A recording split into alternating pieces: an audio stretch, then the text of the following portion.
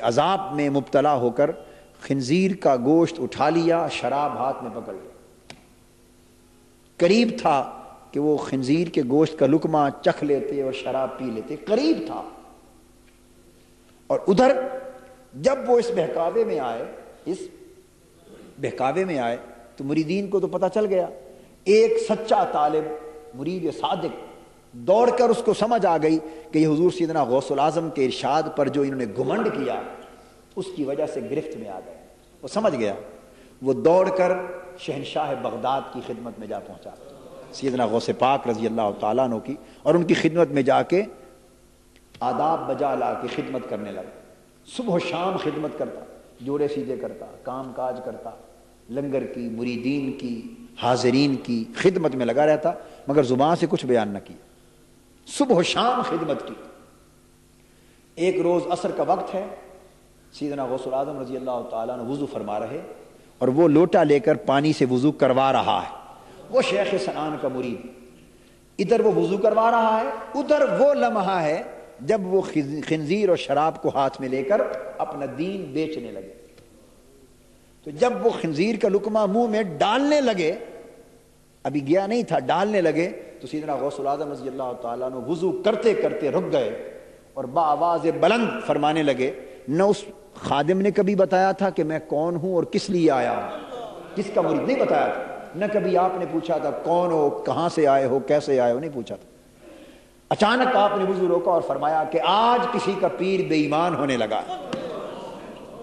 کسی کا پیر بے ایمان ہونے لگا۔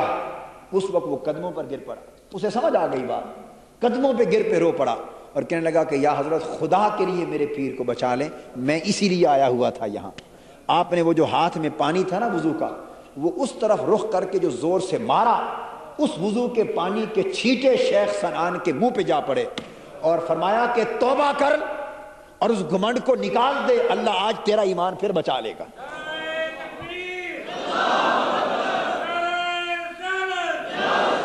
چنانچہ بس اسی وقت آنکھیں کھل گئیں، وہ خنزیر کا پیالہ گرا دیا اور شراب کا پیالہ گرا دیا، خنزیر پھینک دیا، اٹھ کھڑے ہوئے۔ جو پردہ پڑ گیا تھا نفس اور شیطان کے غلبے سے، وہ اللہ پاک نے آنکھوں سے اٹھا دیا، توبہ کی، سیدنا غوث پاک کے قدمی حاضی علی رقبت ولی اللہ پر اعتقاد روحانی پھر قائم کیا، مرتبے بحال ہو گئے اور بغداد حاضر ہو کر معافی مانگی۔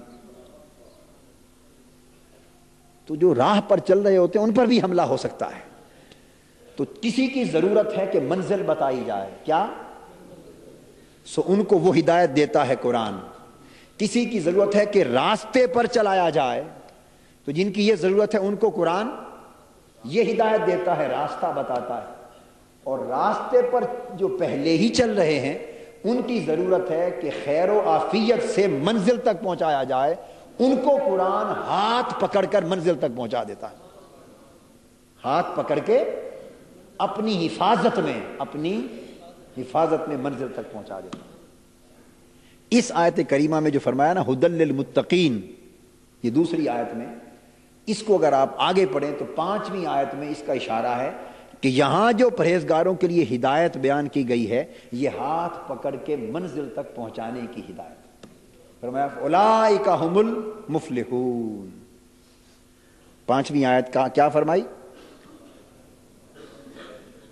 کہ یہی لوگ فلاح پانے والے ہیں، یہی لوگ یعنی کامیاب ہونے والے ہیں۔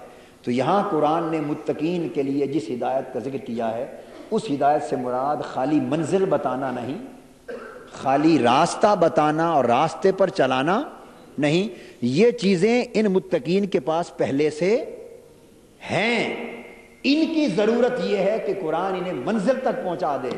تو فرمایا ہم المفلحون، تو ایسوں کو جنہوں نے پہلے درجے کی ہدایتیں حاصل کر لی ہوں ان کے لیے قرآن کے ہدایت ہونے کا معنی یہ ہے کہ انہیں ہر فتنے سے بچا کر پکڑ کے خیر اور عافیت سے منزل تک پہنچا دیتا ہے۔ تو گویا قرآن مجید کا ہدایت ہونا اس کا معنی یہ ہوا کہ یہ جس کو جس درجے کی ہدایت کی ضرورت ہو اس کے لیے قرآن وہی ہدایت فراہم کر دیتا ہے۔ ضرورت اس امر کی ہے کہ یہ تعین کیا جائے کہ ہم کس طرح کی ہدایت کے طالب ہیں، کس طرح کی ہدایت کے طالب ہیں، مگر ہمارا حال تو یہ ہے کہ ہم سرے سے طالب ہدایت ہی نہیں رہے، ہم ہدایت کے طالب ہی نہیں رہے۔ تو دوستو، جب دامن میں طلب ہی نہ ہو، جب دامن دل میں طلب ہی نہ رہے تو ہدایت کی دولت کیسے ملے؟ ہدایت کی دولت تو پہلے طلب چاہیے، پھر محنت چاہیے، پھر دولت ملتی۔ طلب چاہیے، پھر محنت چاہیے، پھر دولت ملتی ہے ہدایت کی۔ ہم اللہ کی بارگاہ سے ہدایت کی طلب مانگیں، پھر ہدایت کی راہ پر محنت کریں۔ پہلے ہدایت کی طلب مانگیں، پھر ہدایت کی راہ پر محنت کریں، تو پھر اس محنت کے ساتھ اللہ پاک ہمیں دولت ہدایت عطا کر دے گا۔ جب ہدایت کی دولت ملے گی، پھر اس کے سارے درجے حسب حال اور حسب ضرورت طے ہوتے چلے جائیں گے۔ وہ صورت بھی آ جائے گی کہ جب قرآن خود منزل تک پہنچانے کا ضامن بن جائے گا، جو انسان کے اپنے بس میں بات نہیں، انسان کے اپنے بس میں نہیں، مگر قرآن اندازہ کر لیں کہ کہاں وہ لوگ جنہیں قرآن صرف بتا دیتا ہے، جنہیں قرآن صرف بتا دیتا ہے، اور کہاں وہ لوگ جنہیں قرآن خود پہنچا دیتا ہے۔ کتنا فرق ہے، آپ سمجھے گے نہیں؟ کچھ وہ لوگ جنہیں قرآن صرف، بولیے، بتا، اس جملے کو یاد رکھ لیں، کچھ وہ لوگ جنہیں قرآن صرف بتا دیتا ہے، اور انہی کو بتاتا ہے جو پوچھتے ہیں، اور ہم تو پوچھنے والے ہی نہیں ہیں، ہم تو پوچھنے والے ہی نہ رہے۔ تو کچھ وہ جنہیں بتا دیتا ہے، اور کچھ وہ جنہیں خود پہنچا دیتا ہے۔ تو اللہ رب العزت کی مخلوق میں بھی درجے ہیں، اللہ کے بندوں میں بھی درجے ہیں۔ اللہ تبارک و تعالی ہمیں ان بندوں میں شامل کرے جنہیں قرآن خود پہنچا دیتا ہے، جنہیں قرآن خود پہنچا دیتا ہے۔